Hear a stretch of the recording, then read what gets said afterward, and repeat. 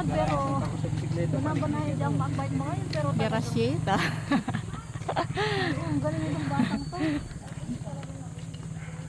Kaya lang alam mo, yan yung nakaka-prostate lalo na sa lalaki. Pray muna tayo. Doon. Ay na ako, uhaw na ako.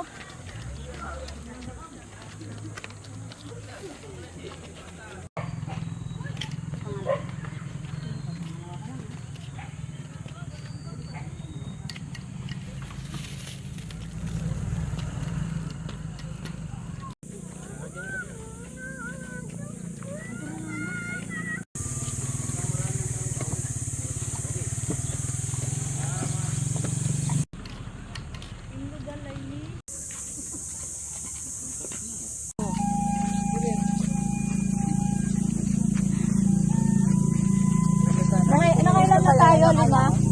Fourth pa lang? Fourth pa lang pala. Fourth pa lang? Naka-fourth station na kami. Nung kasama namin, gutom na gutom na. Pagod na siya. Ano ba yan? Dati, ilang meters yung inaakit kong bundok. Ngayon, sarado. Malapit nga lang to eh. Hindi siya masyado ano kasi paakyat lang kaya medyo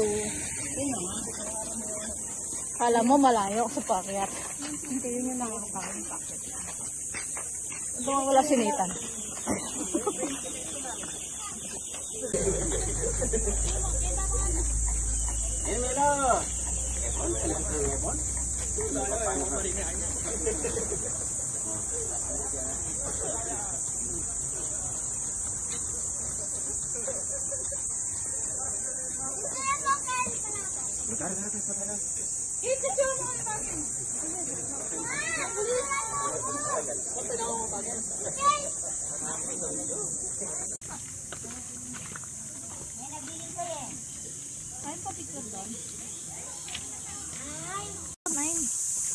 Lima na lang.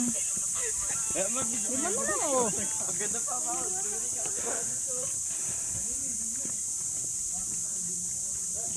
Bago naman siguro mag-alas 12 makakarating tayo din sa to.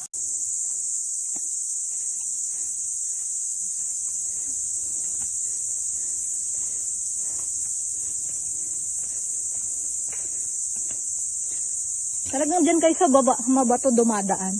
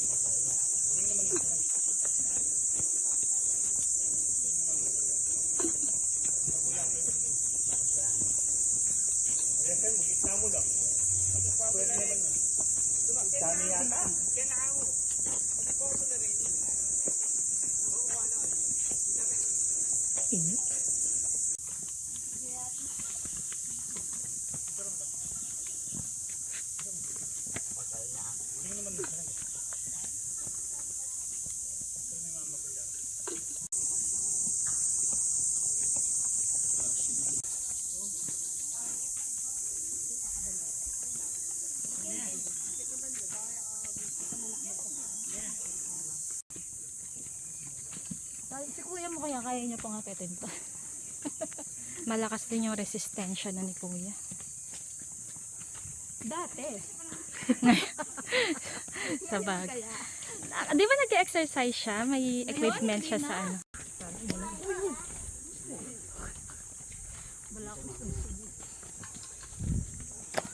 Sana umulan. Wow. Pababa tayo. Nahihirapan tayo no. Kawawa yung mga sapatos natin.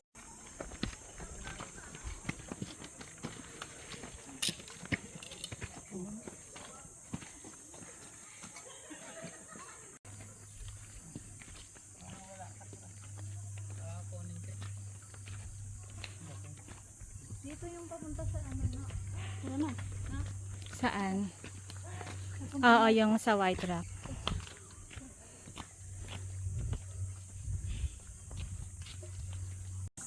Na-enjoy ko pa. Yung na-enjoy pa. Pero, tas may mga kasama nun ako at isang hindi nila kinakaya, hindi sila tumutuloy. Kaya atras kaming lahat. Yun yung pinakamaganda naming inakyat eh.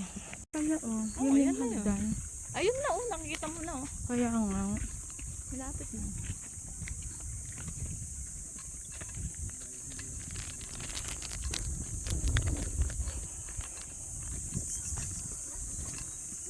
Yan na. Pansit, pansit. Ayun naman, hindi naman ice cream.